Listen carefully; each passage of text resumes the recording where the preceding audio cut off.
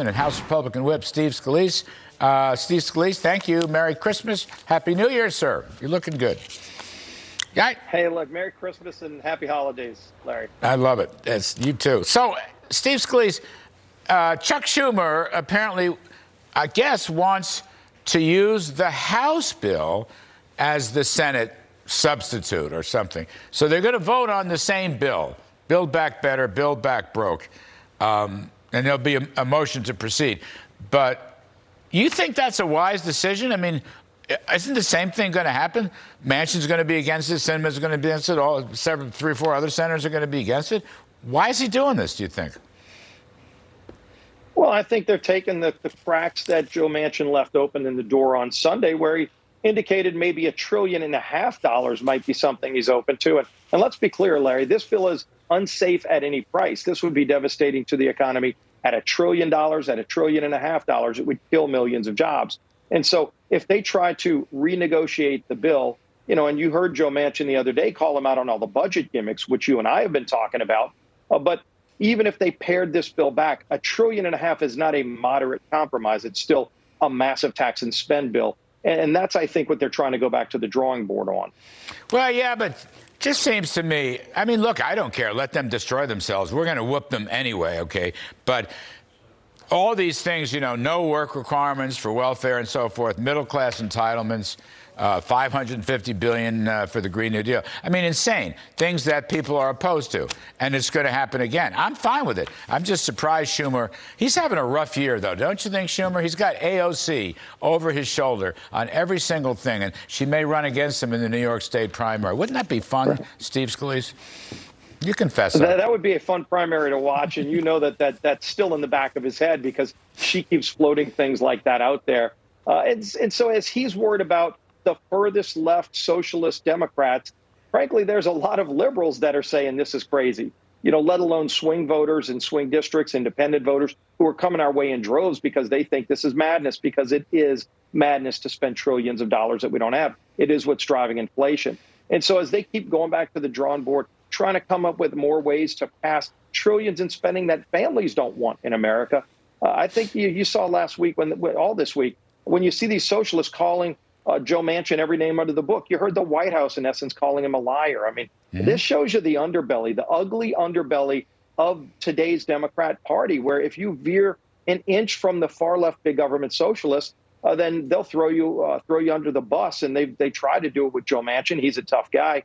But I think they're ultimately going to see if they can try to get $1 trillion, $2 trillion of new taxes and spending anyway. Again, unsafe at any price, save America, kill the bill, no matter what the latest version or iteration of their crazy spending plan is. Yeah, I think kill the bill and kill the next bill, too. Steve Scalise, you and the leadership, have you thought about putting a Republican alternative down yourselves? Or Kevin McCarthy was on the other night, Stephen. He mentioned trying to single out, there's 150 new programs, put some of them on the floor and try to get a vote on it to show how embarrassingly bad these things are. Is any of that stuff in the cards for the new year? Well, first of all, they've already voted for all 150 of those new programs. They voted to put an energy tax on hardworking families who are already paying almost double for gasoline. They're paying more for their electricity. They don't want to pay more at the grocery store. And yet Democrats in the House already voted for all of that garbage, even if the Senate bill dies. So what we're going to be rolling out next year is a bold conservative agenda to show people how we can reduce energy costs, how we can get inflation under control, get people back to work and get our economy back open safely instead of all these. You're seeing states, again, trying to do shutdowns with the newest variant. Joe Biden has no control over COVID, even though he campaigned on COVID. He doesn't even have an FDA director 11 months into his presidency. That's malpractice. And you see that's why Joe Biden's numbers are in the tank, because people don't think he has the competence to do the job because he's proven that he doesn't. But the bottom line is we are going to be rolling out a bold agenda next year to show people why we should fire Nancy Pelosi and get the House back and at least put some checks and balances on this crazy big government socialist agenda. This is what you and Kevin and others were talking about last summer when we were in Jackson Hole. So you're going to put something out, what, in the next couple of months?